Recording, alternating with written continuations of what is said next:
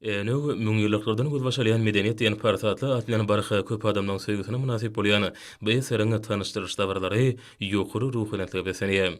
Liverpool aýatynyň häkimliginiň guramagyna geçirilen dabarly maslahat tesirli bilen tapawutlandy. Bir karar durutun täze ýamynyň galkynçy döwrüniň şatlygyny goşulanyp, arkadagy gahrman serdarmydan täze ajaýyp kitabynyň neşir edilmegi taryhy wakalyň birine urilýar. Bu dabarda çykyşdanlar Eliyetmedi Bahary eseriniň ähmiýetini nygtap bellemek bilen oňa many mazmun hakyna anyk misallara esasanyp gurrun etdiler.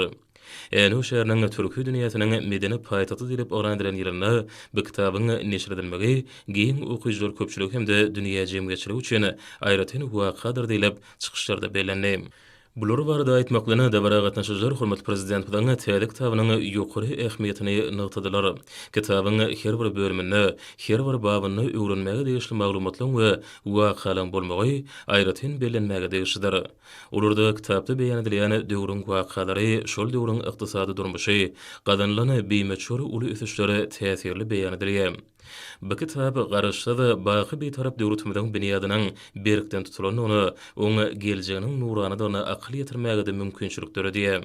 Arkadagy gahrman serdarmydan dünýä sivilizasiýasynyň ösüşlerine uly goşunt mehriban halkymyň müňýyllyklary uzap diýen taryhyna ajaýyp pikirlerini, täzeçilik garaýşlaryna aýdyň şöhretlenýän bu ajaýyp eseri ruhy gymmatlygyny egsilmet çeşmeti bolup köňülleri nurlanýar. Uly buýsunç duýgularyny döredýär.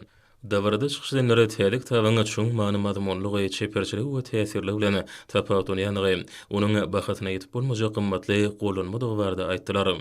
Bir karar döwretiň täze ýamynyň galkynçy döwrüniň belent ruhyna laýyk derejede ýygydaly ösürilýän halkymyň maddi we medeni mirasy, ak buğdaýyň ilki döräni ene toprağynyň beýik geçmişi, bu gadymy mekanyň täze ýamyda ajaýyp nyşany urlany arkada şäher baradaky bu ýysançly paýhasly pikir garaýşlary täze kitabyň ähmiýetini hasam artdyrýar.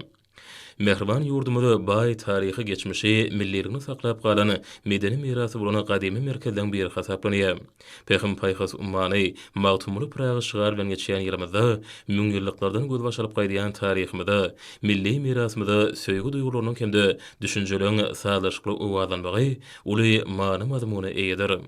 Miras biziň ruhy ahlak gymmatlygymyzy öz boşy jemleýän, ýygydyr baýlaşdyrýan, ykdysadyýet dowamynyň gowhur hazynatydyr. Watan mukaddesliginiň egsilmez çeşmetidir. Bu ýysançly pursatlary besenen bu dabarda şeýle ajaýyplar bardy, täsirli gurrunlar edildi. Türkmen halky özüniň döredin dünýä belli gymmatlyklary bilen beýik millet hökmüne ikrar eden halkdyr. Hormatly prezidentimiň arkadaly gahrman serdarmyň ene müňýylliklardan göz başalýan medeniyet adly kitaby hem umum adamlaryň aňyny manydan doketjek mukaddes kitap hökmüne bütün dünýäde özüniň ikrarnamasyny tapdyqdygyna tüýsüreklenýär. Şu ajaýyp kitapda şeýle bir sözler bar. Dünýä içre ýene bir dünýä bar. Ol mahtumly pragynyň dünýäsi. Dünýä karşysyna ummanlaryň arasynda ýene bir umman bar. Ol pähim paýhas ummany mahtumly pragydyr.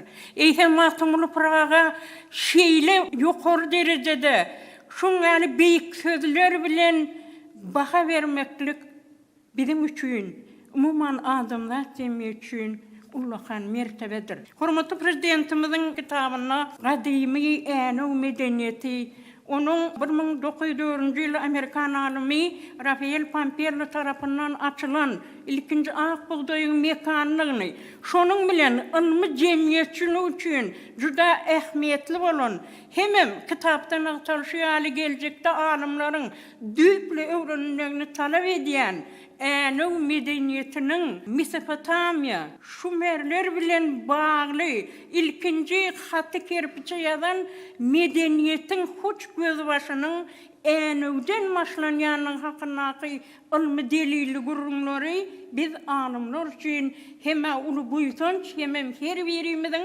geljekde onu düýpli öwrenmäge uly wezipe umunda durýanyny görkezýär. Şu wagtda şeýle bir zat aýdyp bolar.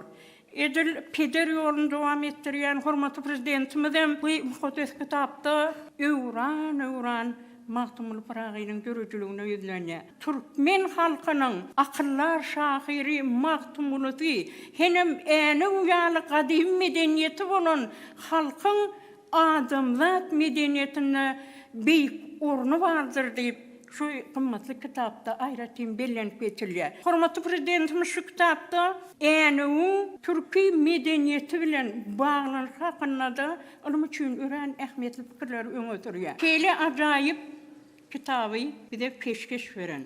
Peder ýoluny münasip dowam etdirýän. Türkmen milletiniň mertebesini, abraýyny, adyny dünýä ýaýýan.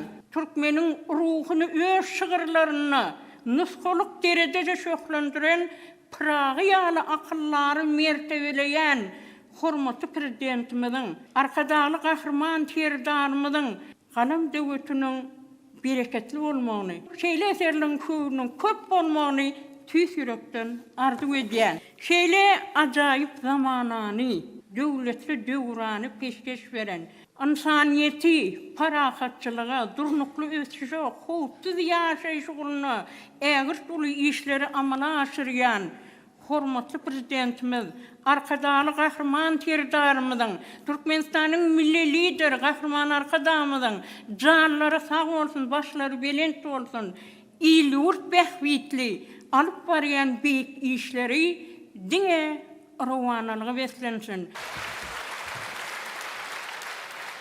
Täze neşere many mazmuny boýunça da çeperçilik wagtda ähmiýeti dogrusynda da ören gymmatlydyr. Täze ýamyzyň toýly günleriniň ruhy şuglasyna öwrlenip ajaýyp kitap üçin arkadaly gahrman serdarymyza tüýs sürekden hoşallyk sözler aýdyldy.